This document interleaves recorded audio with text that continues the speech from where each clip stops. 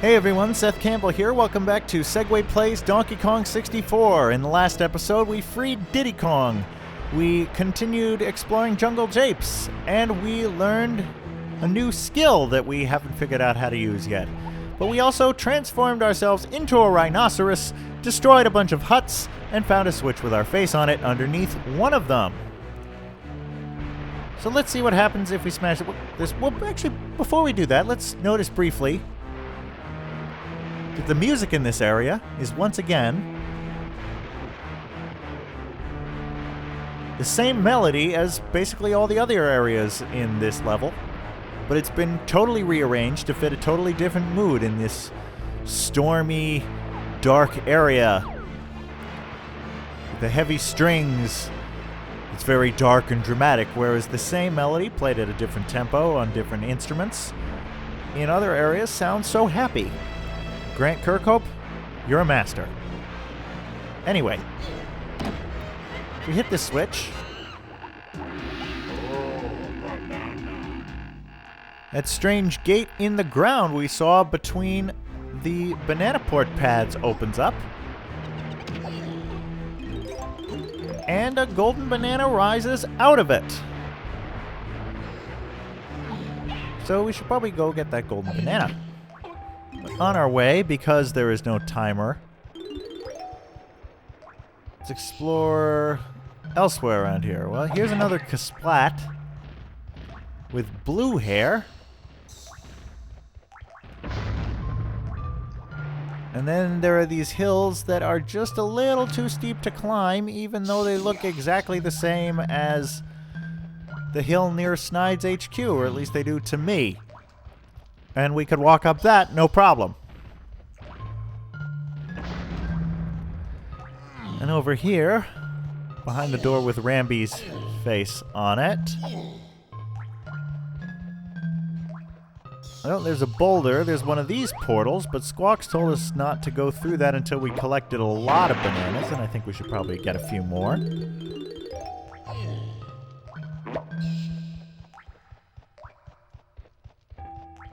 There's also a little alcove over here. And that's odd. Some little sparkling pixie thing is flying around. But we can't just run into it to collect it. Doesn't do any good.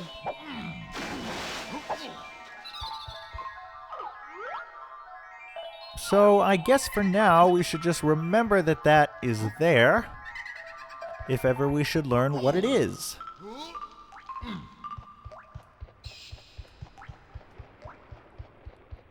I believe there's one other branching path in this tunnel. Yes, there is. That is the way we came in. And over here... Oops.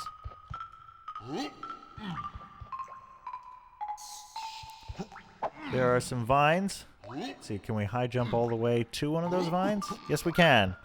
You can high jump by holding Z and pressing A. Well, I'm not... Oh, okay, there we go.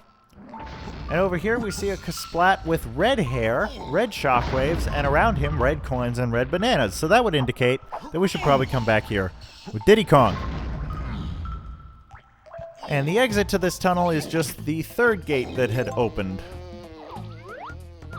from those coconut switches. And here is another hill too steep to climb.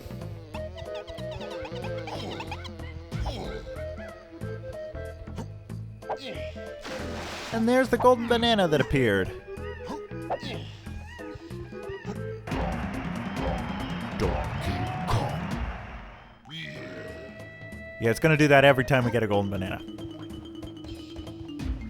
Anyway, so what's next for Donkey Kong? Well, we got the ability supposedly to launch ourselves into barrel courses, whatever those are.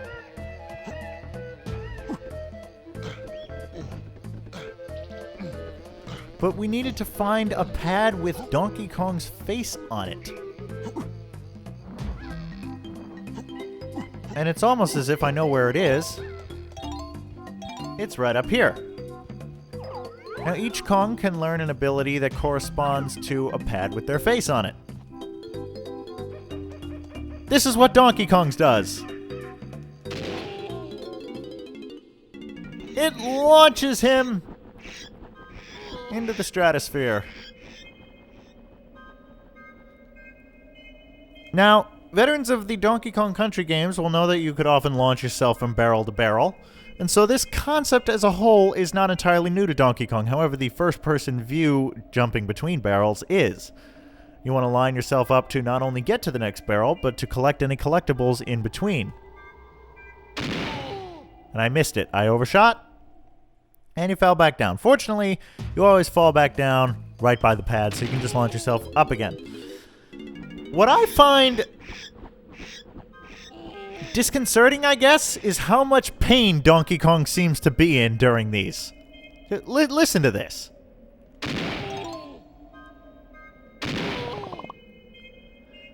He's moaning in pain, launching...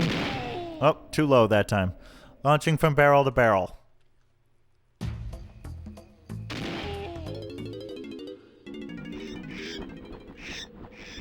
I don't think he ever did that before. Now, on the topic of Donkey Kong's voice, this is something I debate with my sister all the time, actually, because this is the first version of Donkey Kong I ever encountered, and I tend to be loyal to my first impressions.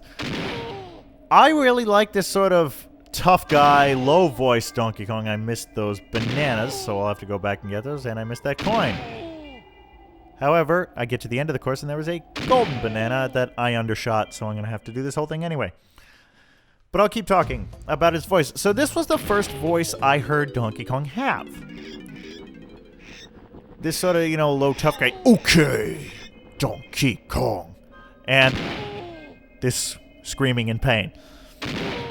And the next Donkey Kong game I played was the Game Boy Advance remaster of Donkey Kong Country. And they actually used a number of voice clips used in Donkey Kong 64 in that remaster. However, I thought they were also in the original Donkey Kong Country. So I've grown attached to this iteration of Donkey Kong and the way he sounds. In more recent games, and as it turns out in the early Donkey Kong Country, the original Donkey Kong Country Super Nintendo releases, he has a much more, I keep missing these barrels, much more high-pitched monkey voice, woo-hoo-hoo! That just doesn't suit his image to me. Because I grew up on this image of, deeper voice, tough guy Donkey Kong. So, personally, that's the voice I prefer, although hearing him in this constant pain... Oh, come on, how did I miss those bananas? Got the coin, at least. Got the golden banana. So that's my thoughts on Donkey Kong's voice. Now, I'm going to go back and get those last few yellow bananas, but I'll cut that out so you don't have to see me struggling through this course again. Come on. Come on! Gotcha!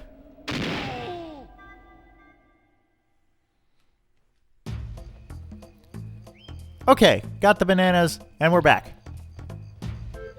Now, Donkey Kong has gotten 90 yellow bananas, which means there are 10 more, and I don't know exactly where they are.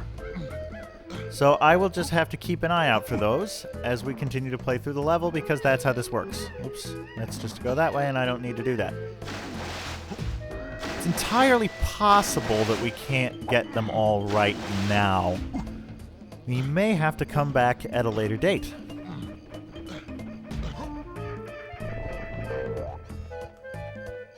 However, we have also gotten 4 out of 5 golden bananas. Let me try this tree. I see red bananas at the top of that tree down there. Oh, here's 5. Okay. Honestly, this can be the most maddening part. You really don't need to get every single regular banana. You want to get as many of them as you can, but it's not really urgent to get every single one of them. However, once you get this close, it can be agonizing to find out where the last ones are. Fortunately, I see them over there. When the levels get bigger and harder, though, you'll find yourself missing just 3 bananas. You're like, where haven't I been with this particular Kong? Where are those last bananas? And to make matters worse, there are a couple banana bunches. Oh yes, you get that sound when you get 100. There are a couple banana bunches, or banana balloons, I believe, that are a little bit glitchy. So they can be especially hard to find if you don't know exactly what you have to do to be able to see them. We'll address those when we get there, but those are a little while away. So now we have gotten all of Donkey Kong's yellow bananas. We've gotten 4 of his 5 golden bananas. And we have also gotten his blueprint. And if you'll remember, actually I can take a shortcut. That's what these things are for. If you will remember, Snide said that for every blueprint we gave him, he would give us a golden banana. And so that means that in every world, each Kong will get one of their bananas by turning in their blueprint that they get from their corresponding Kasplat.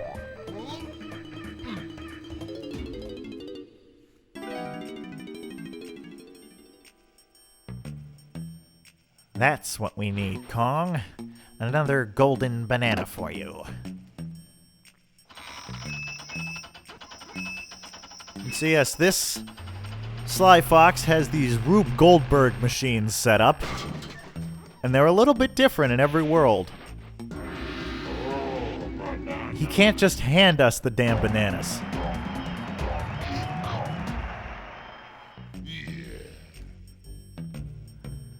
But now that we have given him a blueprint, if we click on this, we will see that a yellow blueprint on the far left corner has been added to this screen.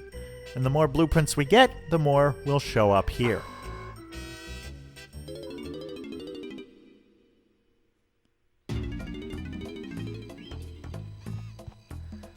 So with that, Donkey Kong is basically done in Jungle Japes. We go to this total screen, you'll notice that he has 100 yellow bananas, 5 out of 5 golden bananas, his blueprint is checked off on the left side, and his banana medal is checked off on the right side.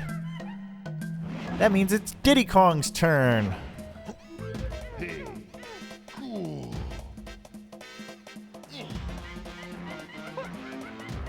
I love their little animations. Whenever they're not selected, they're all like, hey, pick me, pick me. It's very cute. There are a lot of really cute details in this game. For a 1999 N64 3D platformer and all of the grief we give classic games for, you know, not being up to our modern sensibilities and fancy graphics and such, this game has so much depth and charm and expansiveness and detail to it that it doesn't need like the most top-of-the-world graphics or any of that. It's still so fun and charming in itself, and that's why, to me, even though, like, when you see it, you can tell, oh, this is a retro game, it stands the test of time to me in a way that a lot of games don't necessarily do. To me, this is still a top-quality game. And of course, like any game, it has its drawbacks here and there, and yeah, sometimes the delay or the lag will be a little annoying, but it really holds up really well to me. And I think that's the mark of a good game, is if it's not exactly timeless, it takes you back in time in the best way. So I want to see if... Actually, no, I'm going the wrong way. Okay, you notice there are now red coins behind this gate, but we can't get behind this gate. There's also a red balloon. Wonder what that does.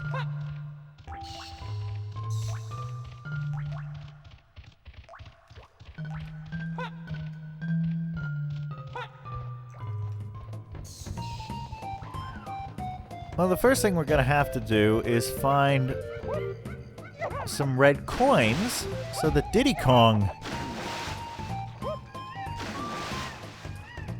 can purchase some skills and weapons. And you may remember that we saw a few. Oops. Can I just high jump this wall? Yes, I can. Over here. Conveniently located next to the red-haired Kasplat.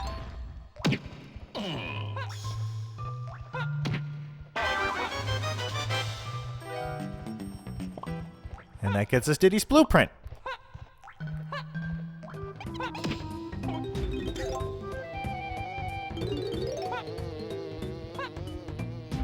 Forgive me being quiet. I was trying to think of some joke I could make at somebody's expense of the red-haired Kasplat.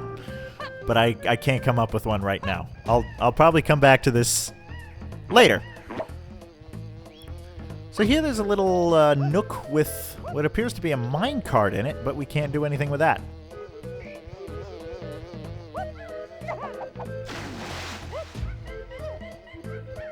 So now we have some coins, and we could go to Cranky Kong in the rainy area, but personally, I think it would be more useful to go back to Funky's Armory and get us a shooter. Check this out! I've got this real cool shooter that'll trash K. Rool's army. And it's yours for just 3 coins. Are we talking a deal here? Yep. The Peanut Pop Guns. Looking good, Diddy. Let me give you the lowdown. Fetch out. Okay, yeah, this is the same controls guide in case we hadn't figured it out already. I'm very worried about Funky Kong. He's always seemed a little out there and messing around with all those weapons and explosives. I don't have a good feeling about that. But anyway, I actually want to go the other way.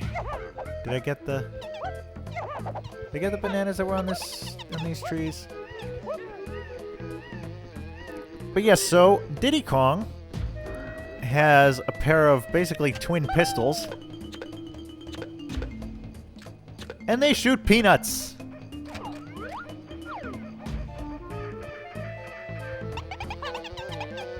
So now that we have this, we have seen some switches with peanuts on them.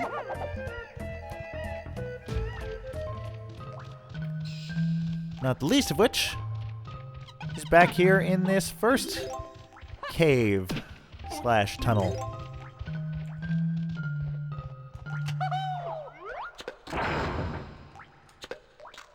Why they gotta have 2? I don't know. Extra security.